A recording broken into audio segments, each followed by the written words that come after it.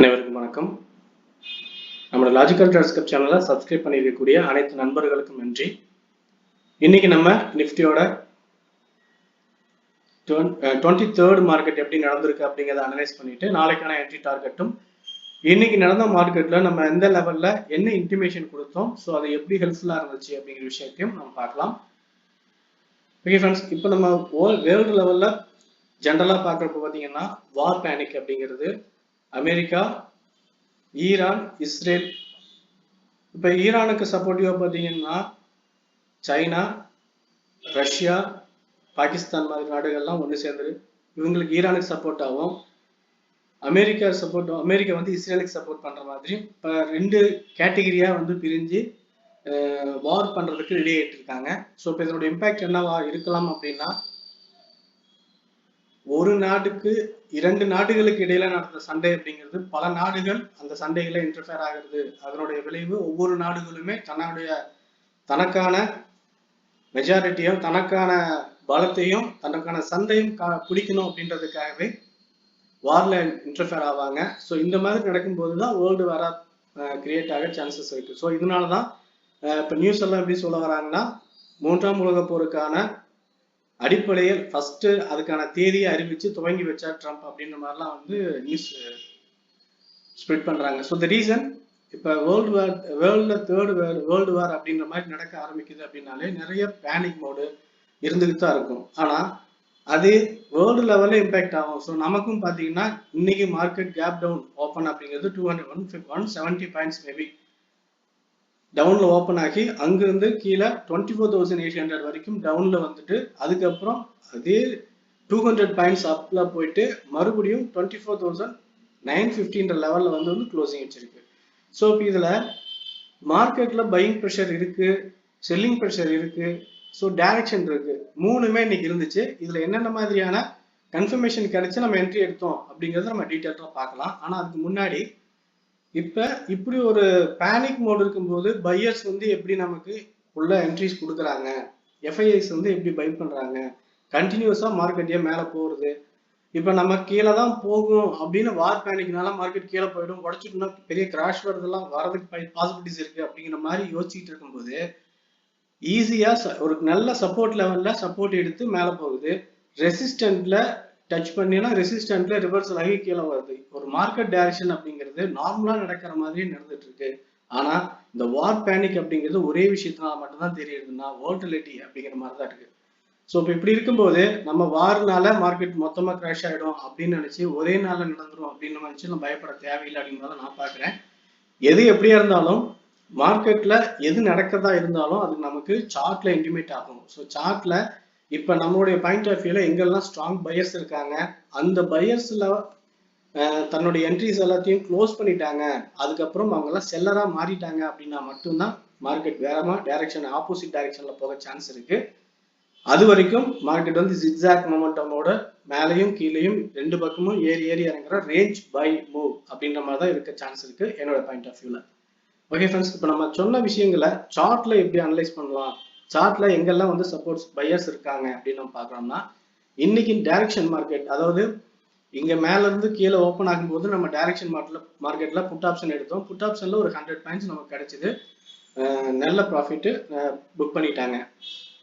இது ஒரு zone level. இந்த ஜோன் லெவல்ல வந்து நம்ம கிளியரா கன்ஃபர்மேஷன் கிடைக்கிற வரைக்கும் வெயிட் பண்ணணும். இதுக்கு கீழே மார்க்கெட் போகும்னு எக்ஸ்பெக்ட் பண்ண வேண்டாம் அப்படின்னு நம்ம டெலிகிராம் இன்வைட் பண்ணேன், என்ன செக் பண்ணி பாருங்க. 24,800 அப்படிங்கிற லெவல்ல டச் பண்ண உடனே மார்க்கெட் சஸ்டெயின் ஆக ஆரம்பிச்சது ஷார்ட் டேர்ம் ரேஞ்சில். இங்க காலுக்கான கன்ஃபர்மேஷன் கிடைக்கும் போது நம்ம வந்து காலுக்கான கன்ஃபர்மேஷன் ஸ்ட்ராங்கா நம்ம சொல்லியிருந்தது பிரேக் அவுட்கான என்ட்ரி, பிரேக் அவுட் பிளானிங் ஒன்று சொல்லியிருந்தோம். 24,917 பிரேக் அவுட் ஆகும்போது 970 பிரேக் அவுட் ஆகும்போது நம்ம இங்கிருந்து காலுக்கான பிளான் வச்சுக்கலாம் அப்படின்னு. ஸோ இங்கிருந்து அது பிரேக் அவுட் ஆனது சூப்பரா போய் டார்கெட்ல 100 பாயிண்ட்ஸ் வந்து ஈஸி டார்கெட், ஒரே ஒரு பிரேக் அவுட்ல டார்கெட் வந்துச்சு. அதுக்கப்புறம் அங்கிருந்து கீழே இறங்கிடுது. ஸோ இப்போ என்ன நடந்துட்டு இருக்கு அப்படின்னு நம்ம பார்க்கலாம்னா, டவுன் சைடு வந்து சப்போர்ட் எடுத்து மேலே போய் ரெசிஸ்டன்ட் டச் பண்ணிட்டு ரிவர்சல் இருக்கு.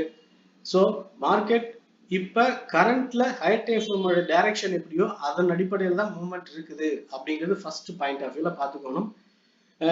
ஹையர் டைம் ஃப்ரேமோடைய டைரக்ஷன் பிரேக் அவுட் ஆகிட்டு பிரேக் அவுட் ஆனதுக்கு அப்புறம் மார்க்கெட் மேல வேற டைரக்ஷன் போகிறதா இருந்தா எந்த லெவலுக்கு கீழே போகும்போது நம்ம அதை கன்சிடர் பண்ணணும் அப்படின்னா 24,700 அப்படிங்கிற இந்த லெவலுக்கும் கீழே ஒரு ஸ்ட்ராங் க்ளோசிங் இருக்குது, ஒரு ரெட் கேண்டில் இப்படி ஃபார்ம் ஆயிடுச்சு அப்படின்னா இதுக்கப்புறம் நம்ம மார்க்கெட்ல செல்லிங் ப்ரெஷர் அதிகமா இருக்கு, ஸோ செல்லிங் சைடு நம்ம வந்து மூவ் பண்ணலாம் அப்படின்றதுக்கு பிளான் வச்சுக்கிறது safe.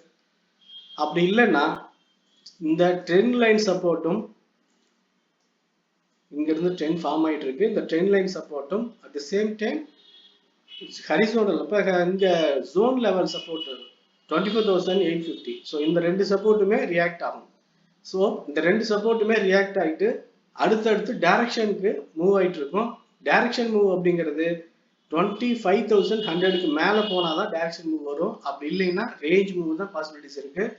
High time ஃப்ரேமோடைய market direction நம்ம பார்க்கும்போது இப்போ இங்க இருந்து ஹை போயிடுச்சு, அதுக்கப்புறம் ஒரு கரெக்ஷனுக்கு அப்புறம் இந்த ஹை பிரேக் அவுட் ஆயிடுச்சு, பிரேக் அவுட் ஆகி நியூ ஹை ஃபார்ம் ஆயிடுச்சு. நியூ ஹை ஃபார்ம் ஆகுறது அப்படின்னா பேசிக் ப்ரைஸ் எல்லாம் நம்ம பார்க்குற போது ஹை பிரேக் அவுட் ஆகி நியூ ஹை ஃபார்ம் ஆகிட்டு அகைன் வந்து இந்த ஹையோட சப்போர்ட் எடுத்துட்டு மேலே போச்சுன்னா ட்ரெண்டிங் மார்க்கெட் டைரக்ஷன் மார்க்கெட்டு ட்ரெண்ட்ல மேலே போகும். ஆனால் இப்போ என்ன ஆகும்னா அங்கிருந்து கீழே சேனல் ஜோன் வந்து சப்போர்ட் எடுத்துட்டு மேலே போகிறது அப்படின்றப்ப இங்க செல்லிங் ப்ரெஷர் அதிகமா இருக்கு, இங்க பையர் ப்ரெஷர் அதிகமா இருக்காங்க. 24,700 to 750ல பையிங் ப்ரெஷர் அதிகமா இருக்கு, 25,100 to 200 செல்லிங் ப்ரெஷர் அதிகமா இருக்கு. ஸோ அந்த ரெண்டு விஷயங்கள் நம்ம புரிஞ்சுக்கணும். ஸோ இது ஏன் புரிஞ்சுக்கணும்னா 24,750 to 800 மார்க்கெட் வரும்போதெல்லாம் மார்க்கெட் மேல போறதுக்கான வாய்ப்பு இருக்கு அப்படிங்கறத நம்ம மைண்ட்ல வச்சுக்கணும். அதுக்காக அப்படி ஒரு கன்ஃபர்மேஷன் கிடைச்சதுன்னா நம்ம அங்கிருந்து என்ட்ரி எடுத்து சின்ன ஸ்டாப் லாஸ்ல ஒரு நல்ல என்ட்ரி எடுத்துடலாம். அதுக்காக ரிசல்ட் டைம் ரெசிஸ்டன்ட் டச் பண்ணிட்டு இங்க ரிவர்சல் கன்ஃபர்மேஷன் கிடைச்சது அப்படின்னாலும் நம்ம அங்கிருந்து கீழே டவுன்ல என்ட்ரி எடுக்கலாம். ஸோ இன்னைக்கு அதுதான் நம்ம பிளான் பண்ணோம். மேல இருந்து கீழே இறங்கும்போது இங்க நம்ம இந்த லெவல் பிரேக் அவுட்டுக்கு அப்புறம் டவுன்ல பிளான் பண்ணி டார்கெட் புக் பண்ணோம். அப்சைட் அப்படிங்கிறது ஹை பிரேக் அவுட்டுக்கு அப்புறம் 100 பாயிண்ட்ஸ் டார்கெட் பண்ணி பிளான் பண்ணி டார்கெட் எடுத்தோம். ஸோ இந்த ரெண்டுமே நமக்கு கிடைச்சது. ஓகே ஃப்ரெண்ட்ஸ், நம்மளுடைய டைரக்ஷன் எல்லாத்தையும் நம்ம பார்த்துருக்கோம். இப்போ வந்து ஹை டைம் ஃப்ரேமோட range momentum low to high எப்படி ட்ரெண்டிங் மூவ் போயிட்டு இருக்கு அப்படின்னு நம்ம பார்த்துட்டோம். இந்த ட்ரெண்டிங் மூவ்க்கு பொருத்தமாக தான் ஆப்ஷனுடைய ஸ்ட்ரைக்கும் மூவ்மெண்ட் இருக்குது. இந்த லோ பிரேக் அவுட் ஆகும்போது புட் ஆப்ஷன் ஸ்ட்ரைக் வந்து ஹெல்த்தியா இருந்துச்சு. இந்த லோ பிரேக் அவுட்ல இந்த சப்போர்ட் எடுத்ததுக்கு அப்புறம் பாத்தீங்கன்னா புட் ஆப்ஷனுடைய ஸ்ட்ரைக் வந்து வீக்காக ஆரம்பிச்சிருச்சு, அதுக்கப்புறம் கால் ஸ்ட்ரென்தன் ஆக ஆரம்பிச்சிருது. ஸோ இப்போ கால் இங்கிருந்து ஹை போயிட்டு இங்க மேல போகும்போதெல்லாம் காலோடைய ஸ்ட்ரைக் வந்து ரொம்ப ஸ்ட்ரென்த்தா இருந்தது. ஸோ இது ஈஸியா இருந்தது. அதனால நம்ம காலுக்கான என்ட்ரியும் புட்டுக்கான என்ட்ரியுமே கிடைக்க சான்ஸ் இருக்கு. ஸோ இதுல என்னுடைய பாயிண்ட் ஆஃப் வியூல நம்ம செலக்ட் பண்ணக்கூடிய ஸ்ட்ரைக் அப்படிங்கிறது டார்கெட் ஈஸியா கிடைச்சிட்டு நம்ம ரிஸ்க் இல்லாம என்ட்ரி எடுக்கணும் அப்படின்ற மாதிரி பிளான் வச்சுக்கிட்டா இந்த மணி ஸ்ட்ரைக் எடுங்க, இல்லை டீப் இந்த மணி எடுங்க. நான் டீப் இந்த மணி 200 பாயிண்ட்ஸ் டவுன் கீழே இறக்கி தான் எடுப்போம். ஸோ அது என்னோட பாயிண்ட் ஆஃப் வியூ. நீங்க அதை எடுக்கிறதா இருந்தாலும் எடுக்கலாம், அல்லது இந்த 100 பாயிண்ட்ஸ் தள்ளி எடுத்தாலும் எடுக்கலாம். ஸோ உங்க விருப்பம் தான்.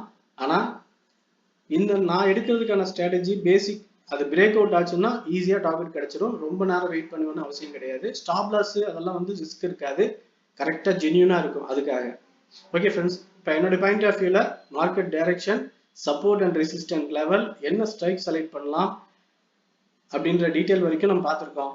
ஸோ இது என்னோட பாயிண்ட் ஆஃப் வியூ தான். இதை உங்க ஐடியாவோட கம்பேர் பண்ணி ஒரு நல்ல என்ட்ரி எடுத்து புக் பண்ணுங்க. நம்ம இப்ப நடக்கக்கூடிய என்ட்ரியில சேஃபான என்ட்ரி அல்லது பிரேக் அவுட்டு இல்லை சப்போர்ட் எடுத்து ரிவர்சல் ஆகுறது, இந்த மாதிரி விஷயங்கள்லாம் நம்ம டெலிகிராம்ல போஸ்ட் பண்ணுவோம். இந்த டீட்டெயில் தேவைப்படக்கூடிய நண்பர்கள் டெலிகிராம்ல ஜாயின் பண்ணிக்கோங்க. ஓகே ஃப்ரெண்ட்ஸ், இந்த வியூ பிடிச்சிருந்தா லைக் பண்ணுங்க, உங்க ஃப்ரெண்ட்ஸ் சர்க்கிள் ஷேர் பண்ணி சப்போர்ட் பண்ணுங்க. உங்க ஒப்பீனியன் எதுவும் இருந்தாலும் கமெண்ட்ல சொல்லுங்க. தேங்க்யூ ஃபார் வாட்சிங்.